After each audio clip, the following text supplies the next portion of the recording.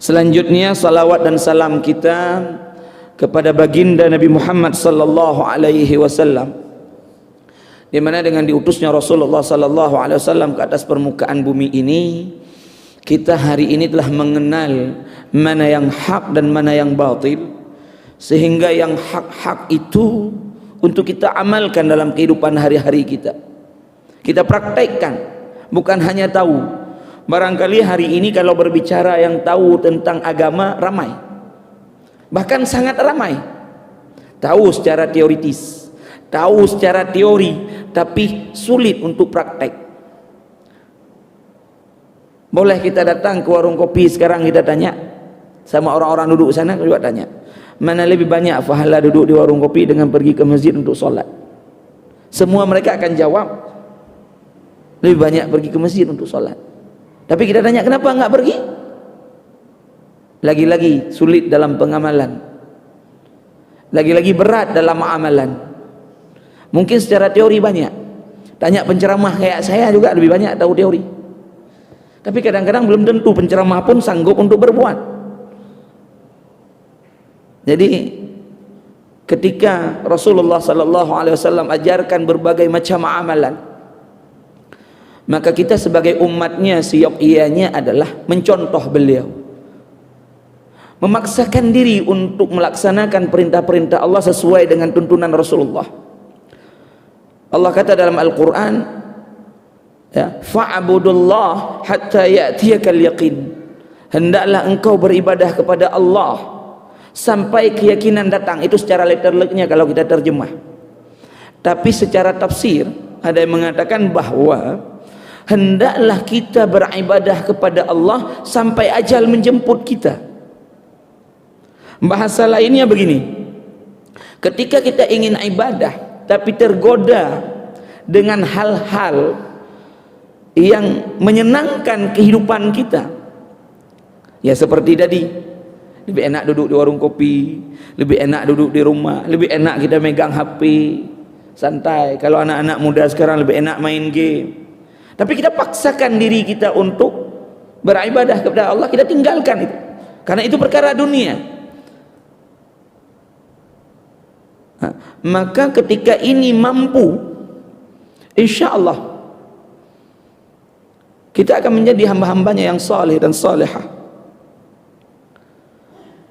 Maka untuk perkara ini perlu pemaksaan diri, termasuk ibadah kita malam ini. Memang benar salat tasbih itu hukumnya sunat, minimal seumur hidup sekali, minimal seumur hidup ada sekali. Tapi tentu lebih baik kalau berkali-kali. Ini kadang-kadang mohon maaf, jangankan untuk sekali, memang nggak pernah sama sekali. Maka syukur kita malam ini, mungkin ada yang pertama sekali, ada yang kedua, ada yang ketiga, atau bahkan yang sudah sering. Bagi yang pertama mungkin setelah ini bisa lanjut. Enggak mesti malam nisfu Sya'ban salat sunat tasbih. Memang benar pengurus-pengurus masjid biasanya begitu masuk malam nisfu Sya'ban melaksanakan ibadah salat sunat tasbih. Ini mengambil momen saja saya pikir. Tapi pada hakikatnya salat sunat tasbih itu bisa kita jalankan setiap malam. Seperti tadi imam sudah katakan cuma 4 rakaat, setiap rakaat ada 75 kali tasbih, 4 rakaat ada 300 kali. Sebentar, nggak sampai setengah jam. Tapi lagi-lagi untuk kita duduk ngobrol dengan kawan itu berjam-jam mampu. Untuk kita pegang HP yang kadang-kadang pegal sebelah tangan pindah ke sebelah kiri berjam-jam, santai, nyaman, tidak ada masalah.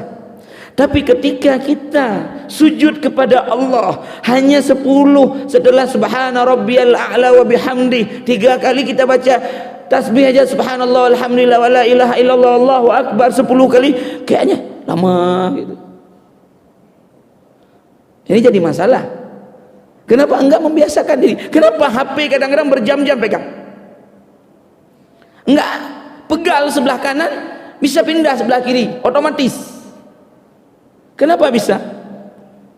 Karena sudah biasa. Jadi sebenarnya ibadah itu perlu pembiasaan.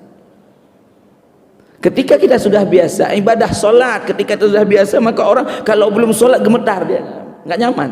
Sudah terbiasa pegang Al-Quran, ketika nggak pegang Al-Quran dia nggak nyaman. Terbiasa bertasbih, tanpa ada tasbih maka mulutnya nggak nyaman. Tapi berapa orang dari kita hari ini yang nggak nyaman dengan perkara ini? Rata-rata lebih nyaman kita berbicara, lebih nyaman kita gosip orang lain, lebih nyaman kita ngomong orang lain, lebih nyaman kita menyalahkan saudara kita, lebih nyaman kita menyalahkan tetangga kita. Tapi tidak nyaman ketika kita ibadah kepada Allah Subhanahu wa taala. Maka perlu banyak istighfar kita kepada Allah Subhanahu. Perlu banyak mohon ampun kepada Allah Subhanahu wa taala. Jemaah dimuliakan Allah Subhanahu wa taala. Saya ada dititip pesan sama pengurus masjid ketika menghubungi saya untuk tausiah malam ini. Minta untuk menyampaikan tausiah tentang menyambut bulan Ramadan. Tapi saya pikir ini menyambut bulan Ramadan, nanti pas Ramadan ini juga yang dibahas lagi. Nanti lagi itu lagi pembahasannya. Tapi nggak apa-apa lah, saya coba baca sebuah hadis Rasulullah, hanya sekedar mengingatkan ad-dinun nasihah, agama itu menasihati, dan nasihat itu nggak cukup sekali dia. Memang miraran, diulang-ulang. Yang diulang-ulang aja nggak bisa kerja, yang diulang-ulang aja susah kerja, yang diulang-ulang saja kadang kita lupa, apalagi nggak pernah diulang.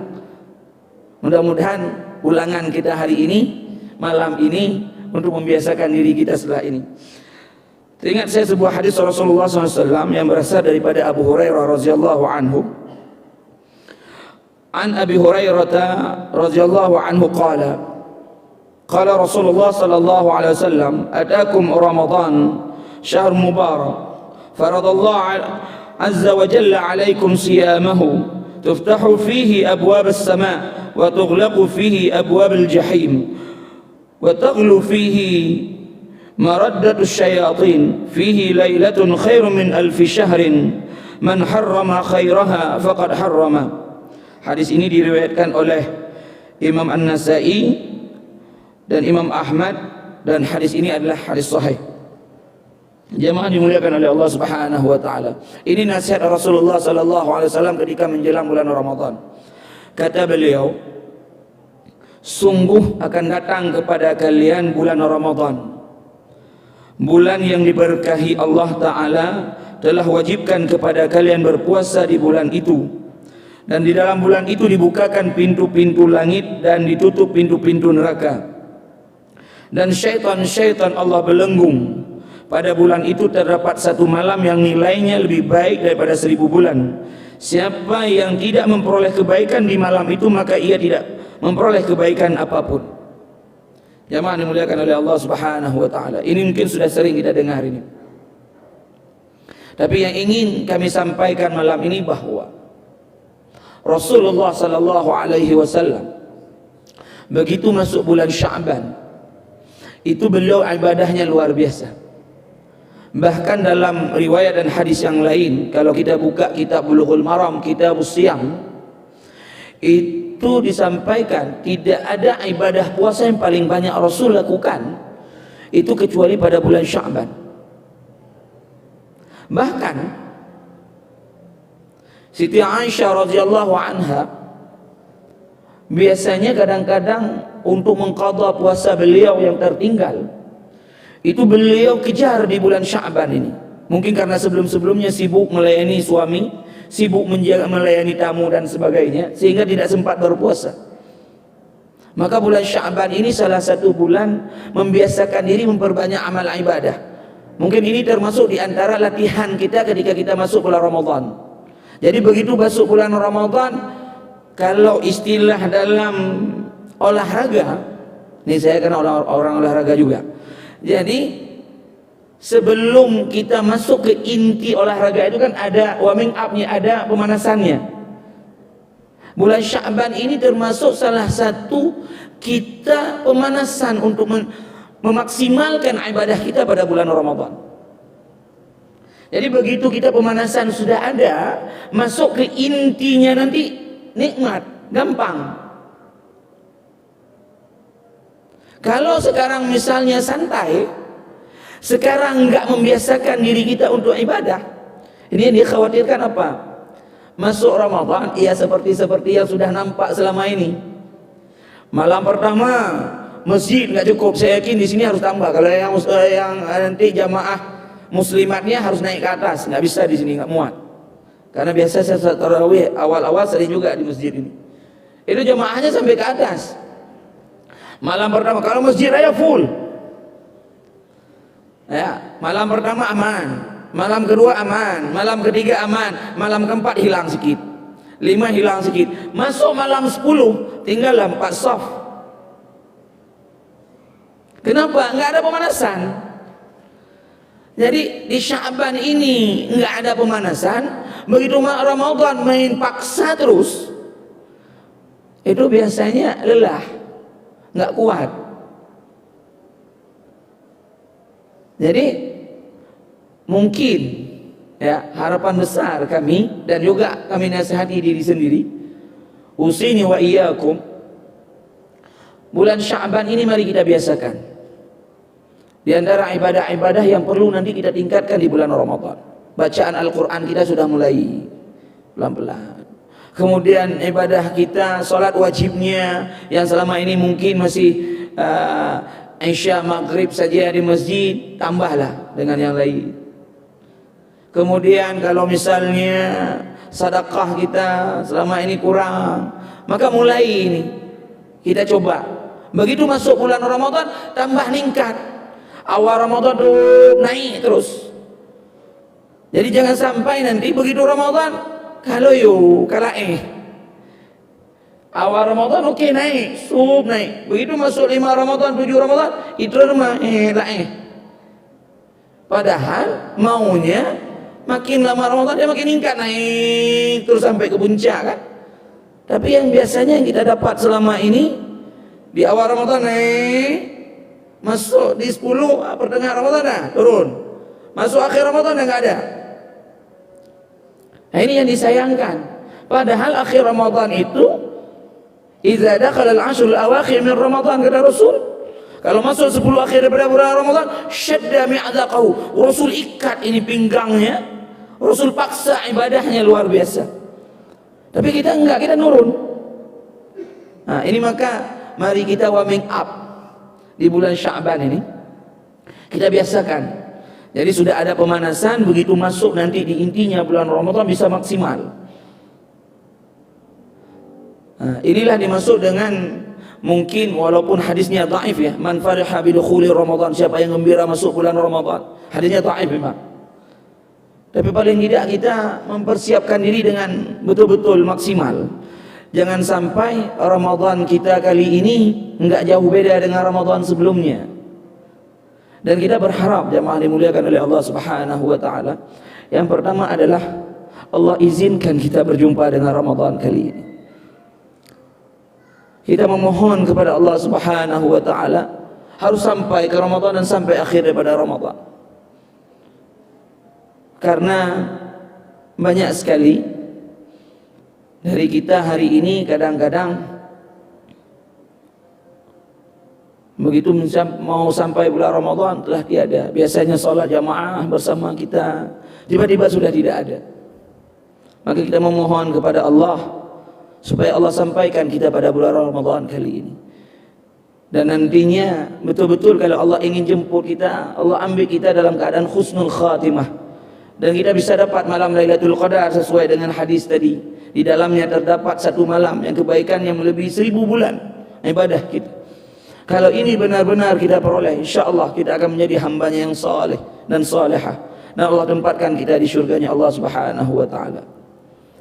Dan ini yang kita inginkan jemaah dimuliakan oleh Allah Subhanahu wa ta'ala. Maka perlu peningkatan ibadah kita kepada Allah. Jangan sampai, mohon maaf, bukan ibadah yang meningkat, ini malahan hari ini yang meningkat bahan pokok. Hari-hari bahan pokok naik terus mendekati mau mencapai bulan Ramadan. Ibadah kita nggak meningkat-meningkatnya, tapi bahan pokok naik terus, jadi beban hidup kita kan. Maka kalau bahan pokok naik, ibadah kita juga harus naik sekarang. Mulai dari kita mencari rezeki, kita tingkatkan niat kita ibadah kepada Allah Subhanahu wa taala. Sehingga ketika naik bahan pokok enggak jadi beban di kehidupan kita. Jadi kita ikhlas saja menerima apa yang takdir Allah Subhanahu wa taala kepada kita. Tapi kita niatkan ibadah kepada Allah. Kemudian banyak usaha, tentunya ya mungkin banyak bersedekah. Hari ini semua orang katakan begini, susah kali hidup, ini enggak cukup, itu enggak cukup. Padahal wa ta'azzana rabbukum la in syakartum la azidannakum wa la in kafartum inna 'adzabi lasyadid. Kalau kita mau bersyukur kepada Allah, di antara bentuk bersyukur kita kepada Allah apa? Wa ma khalaqtul jinna wal insa illa liya'budun. Tidak aku ciptakan jin dan manusia kecuali untuk menyembah kepadaku, kata Allah. Maka dengan banyak kita ibadah kepada Allah, memohon ampun atas kekhilafan kita, ini adalah bentuk syukur kita kepada Allah Subhanahu wa taala. Maka kalau kita mau bersyukur, Allah tambah nikmat, Allah tambah rezeki kita. Kadang-kadang mohon maaf, faham rezeki itu hanya material. Kalau dapat gaji besar itu namanya rezeki, tapi sehat nggak pernah dihitung rezeki. Ini mungkin ada kesalahan dalam pemahaman. Sehat kita itu rezeki, tenang hidup kita rezeki, ada keluarga rezeki. Berapa banyak orang hari ini sedih ketika keluarga tidak ada? Anak-anak yang sehat rezeki, anak-anak yang taat patuh rezeki. Begitu sulit hari ini orang tua menjaga anak. Berapa susah hari ini, kadang-kadang 2 orang anak aja di rumah. Bilang, nak jangan pegang HP, apa yang dipelit kali. Alah mamak ini dapat cerewet kali, pegang HP aja dari bot. Dapat anak yang santun, dapat anak yang patuh, ini adalah rezeki. Ini patut banyak kita bersyukur pada Allah Subhanahu wa taala. Jangan sampai kadang-kadang kita enggak ada rasa syukur kita lagi kepada Allah. Kita tidak patuh lagi kepada Allah, selalu sibuk dengan urusan dunia kita. Selalu sibuk kita dengan mencari, tapi kita lupa siapa terhadap orang yang memberikan rezeki. Dan mohon maaf, sebenarnya ibadah utama kita dan pekerjaan utama kita adalah ada di sholat. Pekerjaan utama makhluk ini sebenarnya adalah ibadahnya sholat. Karena awwalu ma yuhasabu yaumal qiyamah as-shalah. Yang pertama sekali dihisab nanti di hari akhirat itu sholat. As-salatu imaduddin, faman aqamaha faqad aqama ad-din, wa man tarakaha faqad hadama ad-din. Kemudian juga dalam amal, apabila salat betul salatnya maka betullah segala amalnya yang lain. Tapi ketika salatnya enggak betul maka yang lain juga enggak akan betul. Maka tugas utama kita pada hakikatnya adalah salat. Yang perlu kita jaga betul sebenarnya waktunya adalah waktu salat. Yang lain sampingan semua. Tapi jemaah dimuliakan oleh Allah Subhanahu wa taala, hari ini yang banyak kita lalaikan. Ini yang banyak kita tidak open. Jangankan yang sifatnya sunnah, yang sifat fardu saja begitu sulit. Padahal Allah minta hanya 5 waktu. Tapi yang banyak apa? Membuat kegiatan seremonial. Mohon maaf, sekali lagi saya katakan, kita lebih banyak senang dengan kegiatan seremonial. Apa kegiatan seremonial? Masuk 27 Rajab, itu rata-rata memperingati Isra dan Mi'raj. Mana-mana undang orang-orang, kemudian ceramah dengan ceramah Isra Mi'raj, turun dari masjid selesai sudah. Dan mohon maaf sekali lagi, kadang-kadang ketika ceramah yang ada yang banyak adalah lawaknya, sehingga nilai-nilainya tidak dapat. Mohon maaf, dan makanya kadang-kadang nggak sampai ke hati. Maka kadang-kadang nggak sampai ke hati, maka nggak ada perubahan dalam kehidupan masyarakat. Makanya seremonial seperti ini ramai dibuat, tapi praktek yang sebenarnya sulit. Begitu jarang orang mau peduli. Kita katakan di Aceh kita ada polisi syariat. Berapa banyak hari ini kemampuan polisi syariat untuk menegakkan syariat? Betul, secara hukum perlu.